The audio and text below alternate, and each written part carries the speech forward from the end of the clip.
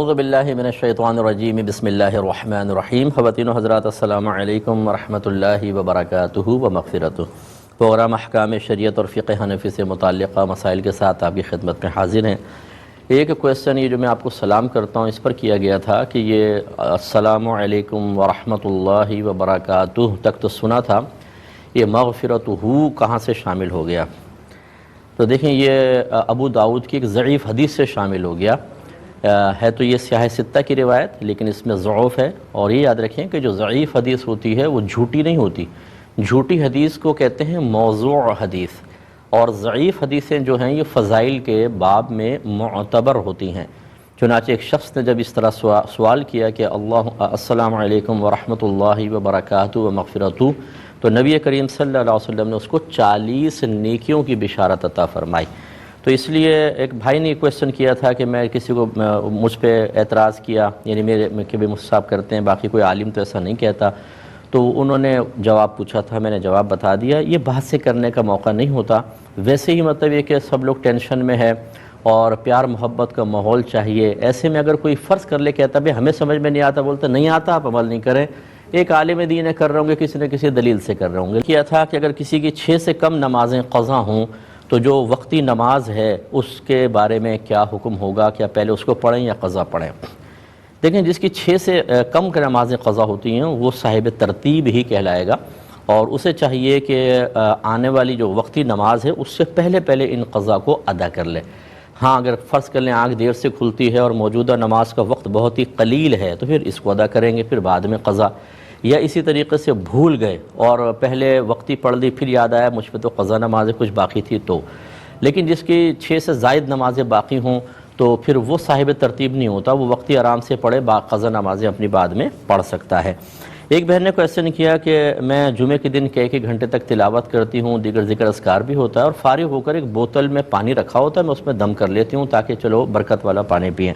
اب وہ کہتی ہیں کہ ایک دفعہ بے خیالی میں بوتل میں نے نالی میں بہا دی، جیسے چینج کرنا ہوتا ہے پانی، تو کہتی ہیں مجھے بہت صدمہ ہے اور بہت ہی زیادہ وسوسے آ رہے ہیں کہ مجھ سے بہت بڑا گناہ ہو گیا ہے، اس کا کفارہ کیا ہے؟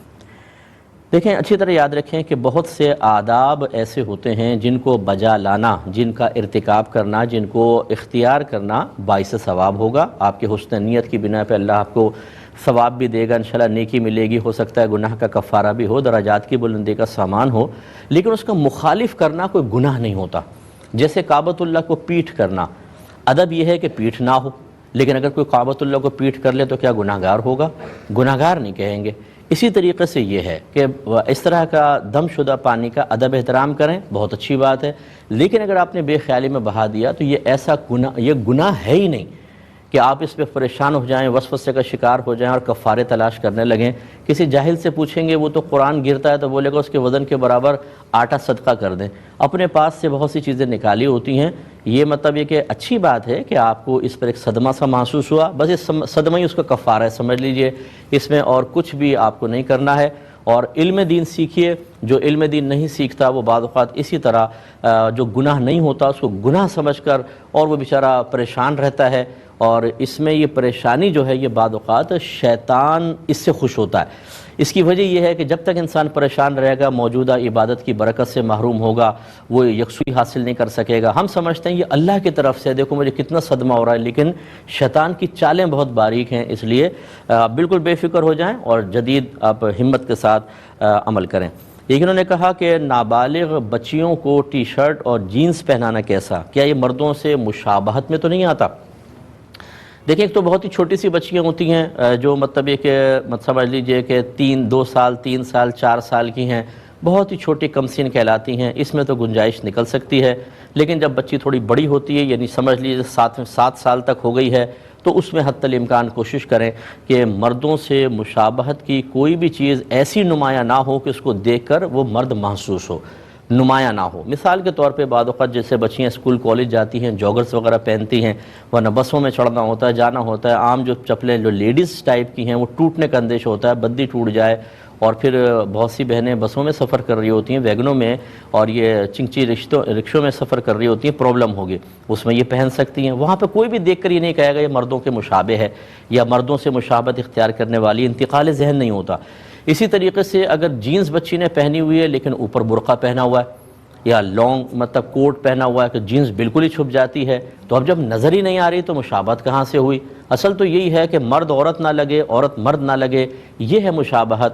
اگر ایسا ہو تو پھر یہ منع ہوگا۔ چنانچہ اس طرح بھی اگر کوئی مردوں سے مشابہ چیز اختیار کی جائے تو اس کی گنجائش نکلے گی۔ تو بہرحال بچیوں کو میں نے عمر کے حساب سے آپ کو بتا دیا، خیال کر کے کر لینا چاہیے۔ اور اس کی ایک وجہ بڑی یہ ہے، اگر لڑکیاں 6-7 سال میں آ کے بھی مردوں کی والی وضع قطع اختیار کریں تو آہستہ آہستہ ان کے اندر سے نسوانیت ختم ہونا شروع ہوتی ہے اور مردانہ پن سا آ جاتا ہے، حالانکہ شریعت کو عورت میں نسوانیت اور مردوں میں مردانگی مطلوب ہے۔ اس لیے مرد اگر زیور پہننے لگے اور کچھ کرے تو وہ منع ہے۔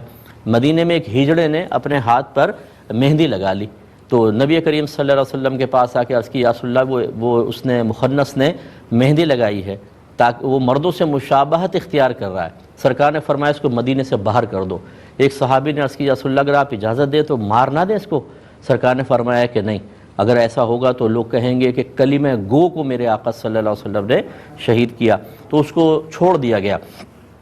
خلاصہ کلام یہ ایک روایت میں ہے کہ لوگ یہ کہیں گے کہ نبی کریم صلی اللہ علیہ وسلم محمد جو ہیں اپنے قریبی ساتھیوں کو مارتے ہیں، لیکن اس کو جلا وطن کیا، اس کو مدینے سے باہر نکال دیا۔ اس کا مطلب یہ کوئی معمولی چیز نہیں ہے، اس پر توجہ رکھنی چاہیے۔